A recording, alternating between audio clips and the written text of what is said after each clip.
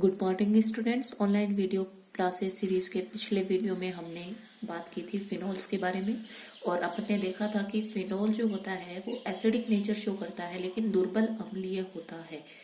और जब phenol H को H+ के रूप में दे देता है तो फिनॉक्साइड आयन बनता है और ये फिनॉक्साइड आयन रेजोनेंस के द्वारा बोलो क्या होता है, स्टेबल।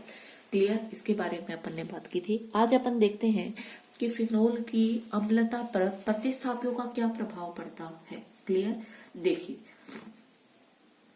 अगर फिनोल से अगर अपन को पता है फिनोल के एसिडिक नेचर का कारण होता है ऑक्सीजन के इलेक्ट्रॉन युग्म या फिनॉक्साइड आयन के ऋणावेश का बेंजीन वलय में अनुनाद। इसके बारे में अपन ने पिछले वीडियो में बात भी की थी कि या तो मान लीजिए ये फिनोल है, इसका ऑक्सीजन अपने लॉन पेयर को कहाँ पे भेजे, रिंग में, या फिनॉक्साइड आयन का ऋणावेश कहाँ पे जाए, रिंग में।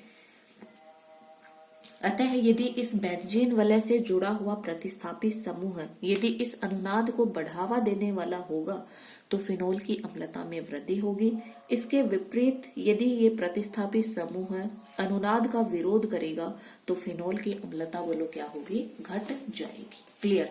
अब मैं सबसे पहले बात करती हूँ कि यदि प्रतिस्थापी जो समूह है वो +I प्रभाव वाला है, +I प्रभाव डाल रहा है। क्लियर। तो देखिए क्या होगा, तो अगर अपन को पता है, देखिए आप ध्यान रखेंगे एसिडिक नेचर जो होती है वो डायरेक्टली प्रोपोर्शनल होती है -I, -H एंड -R और इनवर्सली प्रोपोर्शनल होती है +I +H एंड +R। आई यहाँ पे बोलो क्या होता है, आई होता है इंडक्टिव इफेक्ट, प्रेरणिक प्रभाव, हाइपर कॉन्जुगेशन और रेजोनेंस। क्लियर। और कौन से ग्रुप ये देते हैं और कौन से ग्रुप ये देते हैं ये आप लोग फर्स्ट ईयर में पढ़ के आते हैं। क्लियर। तो अब देखिए मैंने +I प्रभाव वाला कोई ग्रुप जोड़ रखा है, तो +I प्रभाव वाला कोई ग्रुप है तो एसिडिक नेचर बोलो क्या होगी, कम होगी। क्लियर, ध्यान रखेंगे इस बात को। तो देखिए एसिडिक नेचर कम होगी। अब मैं एग्जाम्पल ले लेती हूँ। देखिए ये मेरे पास में है, मान लीजिए फिनोल, और इस पे मैं बोलो ये CH3OH क्रिशोल, ऑर्थोक्रिशोल, ये बोलो क्या है, मेटाक्रिशोल, और ये बोलो क्या है, पैराक्रिशोल। ठीक है ना। तो ध्यान रखेंगे आप लोग।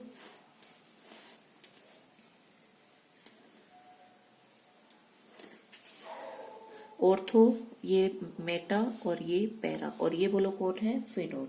तो इनकी एसिडिक नेचर का ऑर्डर देखिए क्या होगा, सबसे ज्यादा किसकी होगी एसिडिक नेचर, फिनोल की, देन बोलो किसकी होगी, मेटा की, एंड देन किसकी होगी, पैरा की, एंड देन किसकी होगी, ऑर्थो की। अब ऐसा क्यों होगा, देखिए अपन ने कहा था कि फिनोल पे यदि कोई +I प्रभाव वाला प्रतिस्थापी समूह जोड़ेगा तो उसकी एसिडिक नेचर कम हो जाएगी। इसका मतलब यहाँ पे आपने +I वाला ग्रुप जोड़ दिया तो फिनोल की एसिडिक नेचर इन सबसे ज्यादा हो गई। इतना तो क्लियर है अपन को, इसलिए मैंने सबसे पहले बोलो किसको लिख दिया, फिनोल को। अब आप देखिए जो +I प्रभाव होता है, +I प्रभाव जो होता है वो डिस्टेंस पे निर्भर करता है। +I प्रभाव सबसे ज्यादा होता है ऑर्थो में, देन होता है मेटा में, एंड देन होता है पैरा में। क्लियर। इसका मतलब देखो एक बात और क्लियर हो गई कि जो अपना ऑर्थो इफेक्ट है उसपे +I प्रभाव सबसे ज्यादा लगेगा, और +I प्रभाव अगर सबसे ज्यादा लगेगा तो एसिडिक नेचर सबसे बोलो क्या हो जाएगी, कम। कर दिया मैंने। ठीक है। अब देखिए बात करती हूँ मेटा एंड पैरा की। ठीक है, देखिए मेटा एंड पैरा में से देखिए ऑर्थो इफेक्ट जो है वो तो ठीक है, मेटा पे ज्यादा लग रहा है +I प्रभाव, पैरा पे बोलो क्या लग रहा है, कम। लेकिन ये जो CH3 ग्रुप होता है इसका एक +H प्रभाव और लगता है, हाइपर कॉन्जुगेशन। और हाइपर कॉन्जुगेशन जो होता है तो वो केवल वर्क करता है ऑर्थो एंड पैरा पे, मेटा पे नहीं लगता। ठीक है। तो देखिए मेटा पे केवल एक इफेक्ट लग रहा है, कौन सा वाला, +I, लेकिन पैरा पे एक इफेक्ट और लग रहा है, कौन सा वाला, +H। इसीलिए जो पैरा होगा उसकी एसिडिक नेचर और भी क्या हो जाएगी, कम। देखिए यहाँ पे मैंने लिखा हुआ है। तो इसीलिए जो इनमें फिर ज्यादा किसकी होगी, मेटा की। तो मैंने जो ऑर्डर लिखा है वो लिखा phenol, then meta, then para and then बोलो कौन होगा, ऑर्थो। क्लियर, ध्यान रखेंगे। आगे देखिए अगर मान लीजिए अपन कोई ऐसा ग्रुप जोड़ दें,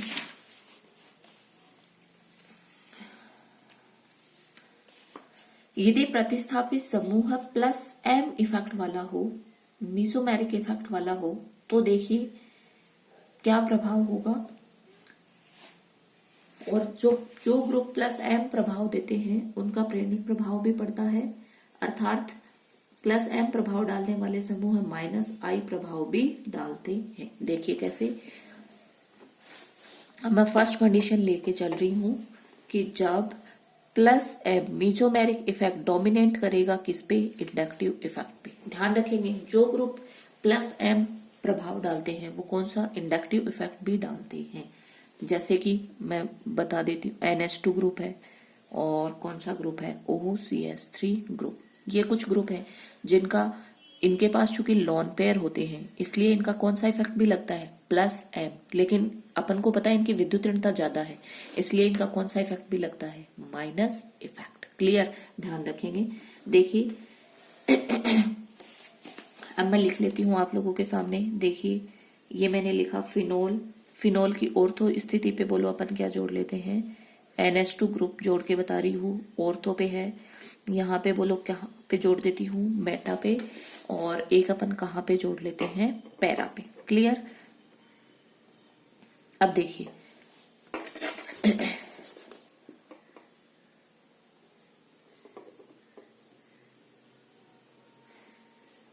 NH2, ठीक है। अब आप लोग देखिए, अपन बोल रहे हैं कि इनका कौन कौन सा इफेक्ट लगता है, इनका लगता है minus I and plus M. यहाँ पे भी देखना इसका कौन सा इफेक्ट लगेगा, केवल माइनस आई, और यहाँ पे इसका इफेक्ट लगेगा माइनस आई एंड प्लस का एम। क्लियर, अब देखिए मैं क्या बोल रही हूँ, मैं ये बोल रही हूँ कि इसका प्लस एम डोमिनेट कर रहा है, बोलो किस पे, माइनस आई पे। तो अपन को इनका कौन सा वाला इफेक्ट देखना है, प्लस एम। ठीक है, देखिए अब मैं बात करती हूं सबसे पहले पैरा की। देखिए ये जो माइनस एम इफेक्ट है ये पैरा पोजीशन पे सबसे अधिक लगता है, पैरा पोजीशन पे सॉरी प्रभावी होता है। मीसोमेरिक प्रभाव पैरा पोजीशन पे अधिक प्रभावी होता है, और अधिक प्रभावी होने की वजह से पैरा वाला जो होगा उसकी एसिडिक नेचर सबसे कम हो जाएगी। क्यों कम हो गई, आपको समझ में आया। अपन ने कहा इफेक्ट तो ये लग रहे हैं, लेकिन इसमें से भी अपन बोल रहे हैं कि इसका प्लस एम जो इफेक्ट है वो डोमिनेट कर रहा है किस पे, माइनस आई पे। अब प्लस एम यदि डोमिनेट कर रहा है तो देखिए प्लस एम जो है वो एसिडिक नेचर के इनवर्सली प्रोपोर्शनल होता है, और चूंकि पैरा पोजीशन पे ये अधिक डोमिनेट कर रहा है इसलिए पैरा पोजीशन वाले की तो एसिडिक नेचर बोलो क्या हो जाएगी, कम। ठीक है, अब मैं बात करती हूं इन दोनों की। देखिए इन दोनों पे देखिए अपन को पता है जो अपना इंडक्टिव इफेक्ट होता है, इंडक्टिव इफेक्ट डिस्टेंस डिपेंडेंट होता है, इसलिए ऑर्थो पोजीशन पे ज्यादा लगेगा, पैरा पोजीशन पे सॉरी मेटा पोजीशन पे क्या लगेगा, कम। और अगर ऑर्थो पे माइनस आई इफेक्ट ज्यादा लगेगा तो वहां पे एसिडिक नेचर भी क्या हो जाएगी, ज्यादा। तो सबसे ज्यादा बोलो कौन किसकी ज्यादा होगी, ऑर्थो, देन बोलो कौन होगा, मेटा। और अब जो ये मेटा जो अपना है व्युत्पन्न, इसकी अम्लता लगभग किसके बराबर हो जाती है, फिनोल के बराबर। और पैरा सबसे बोलो क्या होगा, कब। अब पैरा सबसे कम होने का रीजन अपन ने बता दिया कि यहाँ पे मीसोमेरिक इफेक्ट सबसे ज्यादा प्रभावी होता है, प्रभावी होने की वजह से इसकी एसिडिक नेचर सबसे कम हो गई। और ऑर्थो और मेटा में अपन ने देखा ऑर्थो पे माइनस आई इफेक्ट ज्यादा लगता है इसलिए ऑर्थो की एसिडिक नेचर ज्यादा हो गई, फिर किसकी होगी, मेटा। और इस मेटा के लगभग बराबर बोलो किसकी हो जाती है, फिनोल की। तो ये आप लोग ध्यान में रखेंगे। ये तो बात हुई कि जब अपना जो प्लस एम है वो डोमिनेट करेगा बोलो किस पे, माइनस आई पे। पर मान लीजिए अगर माइनस आई डोमिनेट कर रही है प्लस एम पे, तब देखिए यदि फिनोल अणु में कोई हैलोजन परमाणु जुड़ा हुआ होता है तो उस स्थिति में प्लस एम तुलना में माइनस आई प्रभाव बोलो क्या हो जाता है, अधिक प्रबल। और अब देखिए मैं बात कर लेती हूँ, ये अपन ले लेते हैं फिनोल। अब देखो अपन को क्या जोड़ना है, हेलोजन ऑर्थो पे जोड़ दिया, और ये बोलो मैंने कहाँ पे जोड़ दिया, मेटा पे, और एक अपन कहाँ पे जोड़ देते हैं, पैरा पे। देखिए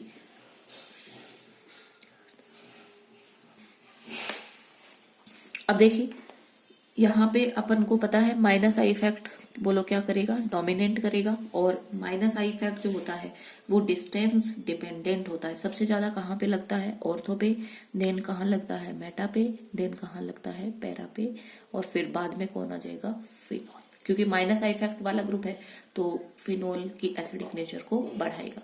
तो simple ortho, meta, para and then बोलो कौन हो जाएगा, फिनोल। क्लियर। आगे देखिए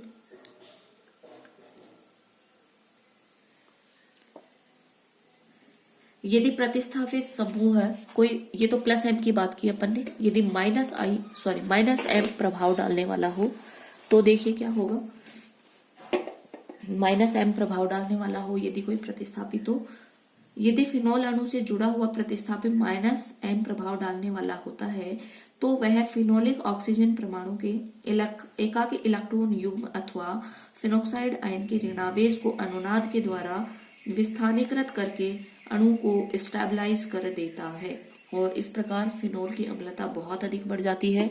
ये ग्रुप कौन कौन से होते हैं, NO2 है, CHO ग्रुप है, या साइनो ग्रुप है, जो भी इलेक्ट्रॉन विड्रॉइंग ग्रुप होते हैं, अगर ये जुड़ेंगे तो ये अनुनाद के द्वारा उसको डिलोकलाइज करके अणु का क्या कर देंगे, स्टेबलाइजेशन।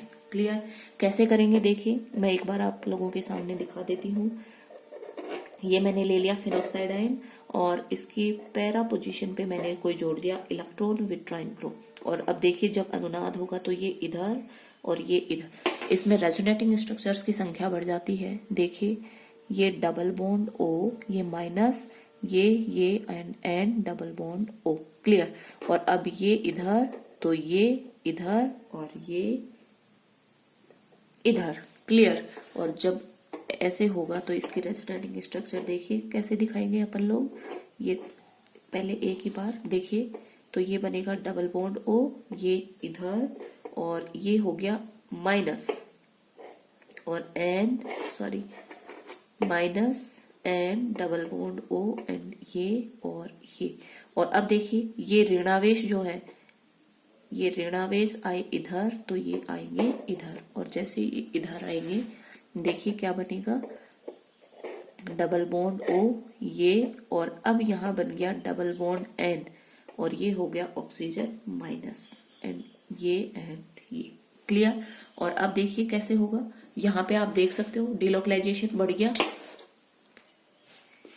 ये माइनस अगर NO2 ग्रुप नहीं होता तो सीधे सीधे रिंग में डिलोकलाइज करता, लेकिन अब ये डिलोकलाइज कहाँ पे कर रहा है, NO2 ग्रुप पे। और अब देखिए ये इधर तो ये इधर, और अब जब ये इधर होगा तो इसको अपन कैसे लिखेंगे, ये और ये बन गया एंड डबल बॉन्ड O और यहाँ माइनस एंड ये, और अब ये रिंग में डिलोकलाइज होगा, ये इधर तो ये इधर। तो आप देख रहे हो अगर कोई माइनस एम वाला ग्रुप होता है तो वो डिलोकलाइजेशन के द्वारा किसको बढ़ा देता है, अनुनाद को, जिसकी वजह से फिनोल की एसिडिक नेचर बढ़ जाती है।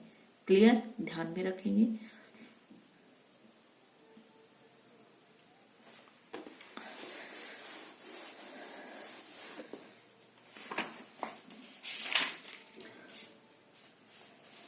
आगे देखिए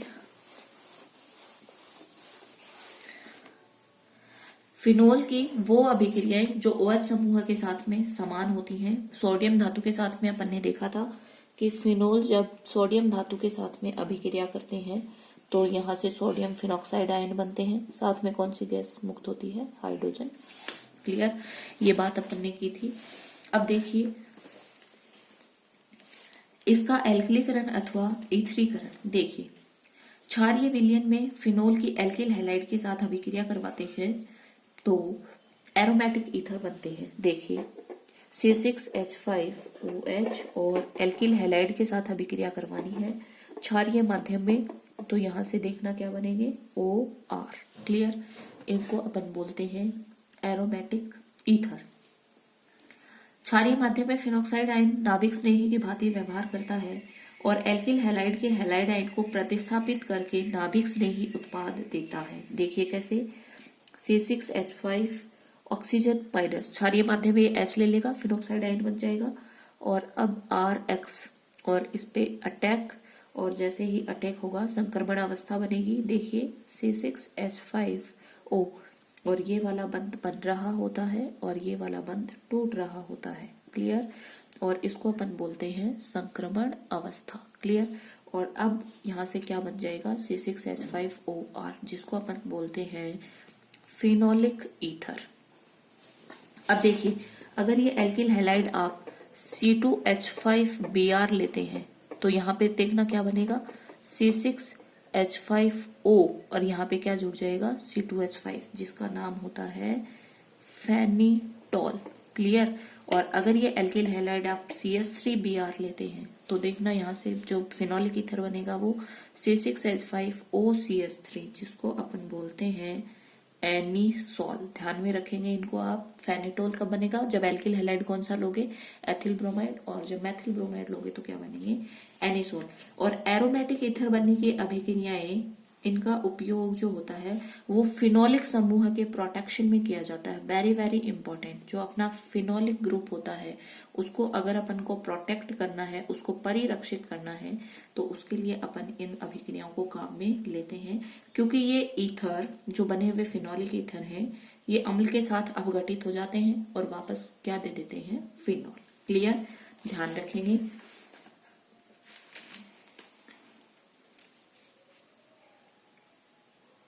ये तो अभिक्रियाएं कुछ थी जो अल्कोहल के समान होती हैं। कुछ अभिक्रियाएं ऐसी हैं फिनोल की जो OH समूह की, फिनोल के OH समूह की, वो अभिक्रियाएं जो अल्कोहल से क्या होती हैं, भिन्न। सबसे पहला देखिए, फेरिक क्लोराइड के साथ अभिक्रिया, and very very important, ferric chloride FeCl3 के साथ अभिक्रिया। देखिए, फिनोल के जलीय अथवा अल्कोहली विलयन FeCl3 विलयन के साथ गहरे रंग वाले जल में विलयशील जटिल यौगिक बनाते हैं और इसी के आधार पर फिनोल का परिरक्षण करते हैं। कैसे, देखिए, जब FeCl3 के साथ फिनोल की अभिक्रिया करवाते हैं तो कैसा रंग देता है, बैंगनी रंग, और ये अभिक्रिया अल्कोहल नहीं देते। और इसी वजह से फिनोल जो होते हैं, क्योंकि ये अभिक्रिया देते हैं C double bond COH group वाले, और फिनोल में अपन को पता है ये ग्रुप होता है, इसकी वजह से ये कैसा कलर देता है, बैंगनी रंग। कैटेकोल और ऑर्थोक्रिसोल हरा रंग देते हैं, पैराक्रिसोल और मेटाक्रिसोल नीला अथवा बैंगनी रंग देते हैं, क्विनोल कैसा रंग देते हैं, लाल। और इन रंग के आधार पर हम फिनोल की पहचान कर सकते हैं। इसीलिए ये अभिक्रियाएं इंपॉर्टेंट है कि जब फिनोल की अभिक्रिया फेरिक क्लोराइड के साथ करवाई जाती है तो कैसे कलर का आता है, बैंगनी रंग का। लेकिन अल्कोहल की अभिक्रिया अगर आप करवाएंगे तो वो बैंगनी रंग का नहीं होता। तो अल्कोहल और फिनोल में अपन इस अभिक्रिया के द्वारा विभेद कर सकते हैं। क्लियर। ध्यान रखेंगे। अपचयन देखें, यदि आप फिनोल का अपचयन जिंक डस्ट के साथ में करवाते हैं, वेरी इंपॉर्टेंट अभिक्रिया, तो यहां से क्या बनता है, यहाँ से बेंजीन बनेगा और साथ में क्या निकलेगा, zinc oxide. Very very important अभिक्रिया। जिंक ऑक्साइड को ले लेता है और यहाँ पे क्या बन जाती है, बेंजीन। क्लियर। और यदि आप फिनोल का निकिल उत्प्रेरक की उपस्थिति में क्या करवाते हो, हाइड्रोजनीकरण करवाते हो, तो ध्यान रखेंगे साइक्लोहेक्सेनॉल बनता है। क्लियर। तो ये कुछ अभिक्रियाएं हैं फिनोल की जो अल्कोहल से क्या होती हैं, डिफरेंट।